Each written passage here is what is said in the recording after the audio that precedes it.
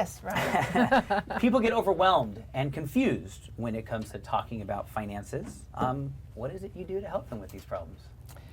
Well, every situation is completely different, but I find that asking the right questions, Okay. giving them a safe environment to ask me questions, and when we're focusing in on the questions, it's the most important thing is if you could understand where you're going, the end result of what you're trying to accomplish, and help them to have that visual and bring it back to today and have them understand where they are today, it changes the whole conversation. Because now they have an understanding of the why, what they're trying to accomplish. Most people just go into tactics and tools that they can do. They can set up a Roth IRA, they can do this or they can do that. And by and large, people are not interested in that. That would be the end of it. But most importantly, they're interested in where do I want to go and how do I get there in the most efficient way. So what would be an example of a goal that a client might tell you? I wanted to make sure that my kids go to a state college and or a private university, but I'm very particular about that. I want them to be responsible for 25% each year more of the cost. And so we will calculate that and be able to determine what they need to save every single year, and then actually spend time with the child to understand what their involvement in this is. Got it. So that would be a typical example of a goal, or somebody might want to have a place in Italy, and how much is it going to cost, and where are we today, other than just retirement goals. So that's what you mean by starting with the end in mind, or at least identifying what the end is, and then you can back out ways of making it happen. Reverse engineering. Reverse engineering. Okay. We're talking with Elisabeth Cullington. Her website is hoylecohen.com. That's the website, hoylecohen.com. You talk about building a team of professionals to assist in that. I can't do it alone. Nobody has the answers. I think that if you bring people together who will support and put that client in the forefront of all the decisions, so people come in from their different perspectives to help that individual, it's well worth the time and the effort and even the resource that it costs to do that, because you have a much more efficient way of planning for your future. So who should we make sure we always have in our stable of professionals?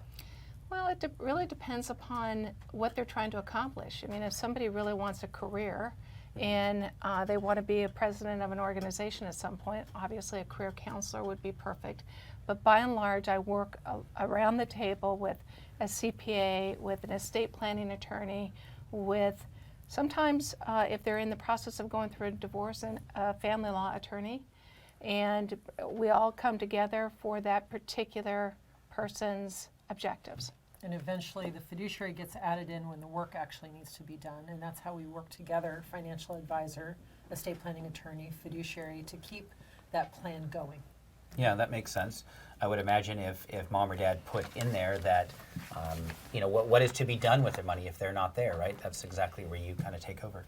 This is a big lesson for me just recently with a client that had they had a fiduciary in the mix, it would have changed the direction that this family felt about one another when it came to finances. And it would have been a much better, more efficient way of handling the finances without all the emotions. So it got highly emotional. Absolutely. Yeah. And it's unfortunate because then the family unit is disrupted. Right. Before there's forever. Emotional people getting so upset with each other that lasts forever. Yeah. Before that happens. Oh yeah, it lasts forever. And then they end up not making decisions, the best decision, because it's based on emotions. It's not based on what's in the best interest of the entire family unit. Right. And one would think a fiduciary is brought in to be emotionless. I knew you'd have an issue with that. Go ahead. Well, there's still love involved. Of course. There's still respect for the person that accumulated that wealth and wants to see it spent well, both for their care, because they're really the first beneficiaries of their own trust. And then there's considering the children and their future and their grandchildren, and maybe there's a legacy trust, right? So it rolls on for a period of time. But you still need to start with their purpose and their reason and their own plans for a happy future. Makes sense. Makes sense. Okay, what are the main steps you recommend to prepare for the financial future? Well, it's a really good question. Again, it depends upon the situation, but by and large, assemble your team. Take a look at all of your, how many people have a balance sheet that they carry around that they know exactly what their assets are? No, I'm just kidding. I don't. CDFA, fiduciary. But by and large, most people don't. They have no idea what they owe or what they own. So I would say take a recording of that, understand where those assets are, and then now you have the basis of going in and meeting with somebody.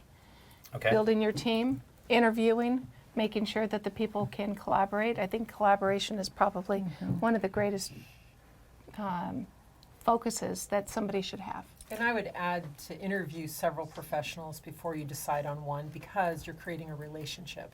This is not a one and done going to a financial advisor and just having a plan written for you. No, this is someone that you can call and say, I'm thinking about buying a new house, or we've decided that we need to move so it can be where better schools are. And having that professional you can rely on to have those conversations with and help you really get to what you really want. So just know that you're seeking a relationship, not just a process or financial products. Or a specific number of return yearly, Right. return rate, which obviously we want returns, but there's more to it than that. It's a foundation built on trust. And if you don't think after sitting across the table from that individual or that professional, I don't think I can really build trust with this person, you need to find somebody in which you think you can do that, because trust takes time to build. And when you've got a bunch of professionals and they're collaborating with each other in your best interests, then you get to relax a little bit more, because you know that all your professionals are working together. If there's something that you're asking that really affects your estate plan, you know that everyone working together is going to communicate and make sure that the right things get done. Well, and you're the quarterback of the team.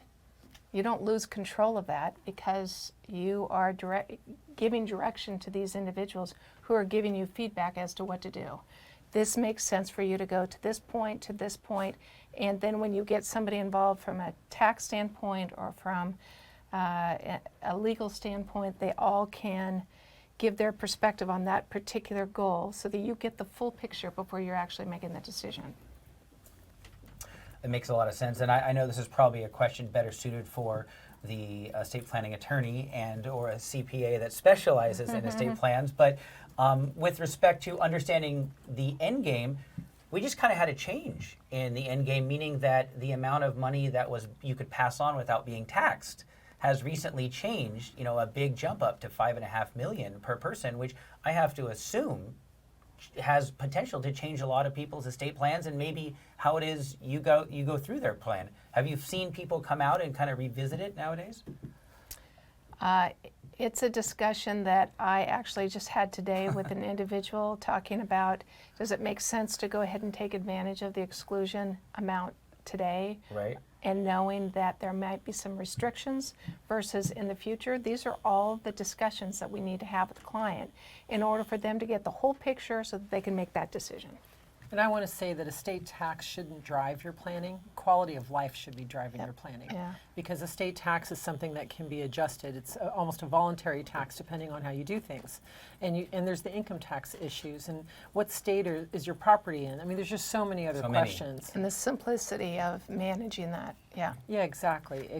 So don't think you're going to walk into a financial advice firm and just get an answer to a single question. They really need a chance. See the whole picture. Yeah, please be generous with all the information that you offer when you do select a professional, because they can't guess at what you have. And so that's how we work as a team with our professionals. We really tell them everything. Please tell your attorney everything. Got it.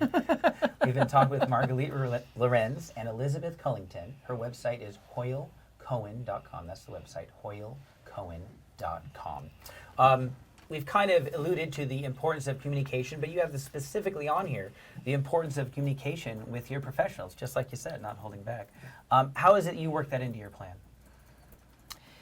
Well, I start almost every engagement with an understanding that we're going to tell the truth, and we need to, when we bring in everybody into the picture, that everything's kind of laid out. Sometimes people kind of feel flayed.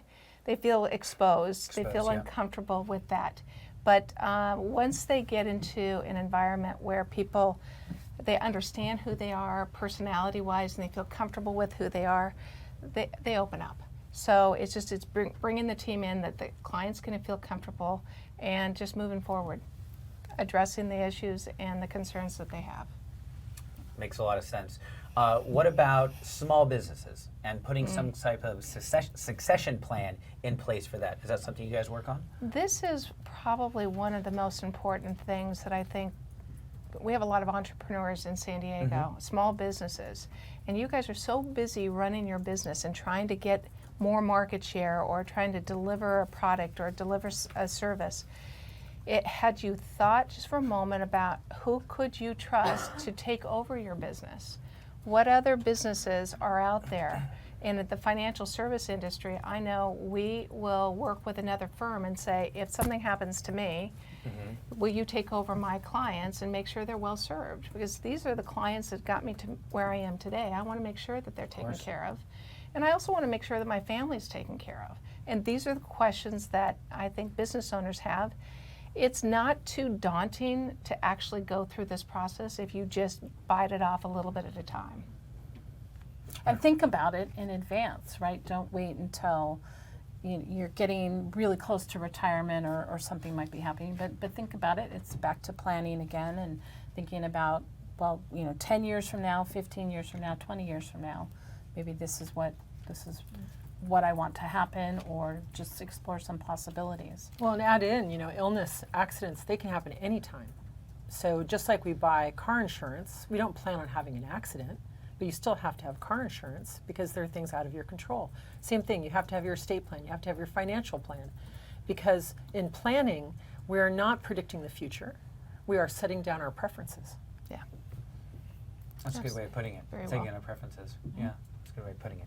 Okay, so when I show up and I'm going to, let's say, financially undress in front of all these people here, am I supposed to put all my receipts in a box, or you have some unique ways you're suggesting people go through the logistics of actually presenting the information?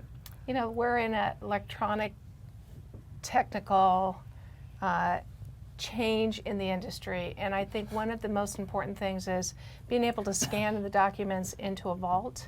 The nice thing that I find is if I have a client that goes over to Europe and decides to buy a piece of property there, everything's in our actual electronic vault that they can get to wherever they are in the world. So I would suggest collecting all the information, scanning it into a system or a Dropbox, or even on a little Thumb drive. thumb drive, thank you, a thumb drive, so that you have all that documentation at your hands. Got it. I applaud what you're saying, and I'm a big fan of Dropbox. I remember just this last week, my mother, as she's holding her cell phone upside down, asked me, Ryan, what is the cloud? And 45 minutes later, I'm not sure we really worked that out, but nonetheless, I'm a believer, and it certainly makes sense to have things up there and organized and stored where theoretically they're going to be available everywhere. Well, one of the most important things that I think people have to put themselves in the shoes for a moment, and that is, if I had to walk into your house, you're not here, I had to walk in your house, open up your front door, I want to be able to know where every document is. Wouldn't it be nice just to have it in a centralized place? I bet so you've done that that. it makes A lot. things much more simpler. Yep, makes sense. Also, may I please add to that we can't just forward your mail and know who you've been doing business with. Most people are doing a lot of their business electronically. So if you do expect someone to pick up where you left off, then you have to let them know at least which financial institutions you work with. Even life insurance and so on. There's no such thing as a central registry if you have life insurance or not. You have to actually talk to your financial advisor, your fiduciary, and let them know where your stuff is. Now, you mentioned a couple documents in here specifically. Do you want to state those? I'll give you, we had will, medical directives, automobile titles were just a few that you had mentioned should be readily available or findable. Your credit card company. So if something were to happen to you, how would I, as your advisor, know where you do business, where you bank, what automatic payments are coming in or going out of that particular institution? So I'd say as many documents as you can provide and put into one place, the better. Put in there. Great. We've been talking with Elisabeth Cullington. She's a certified divorce financial planner and a certified financial planner with Hoyle Cohen. The website is hoylecohen.com. That's the website, hoylecohen.com.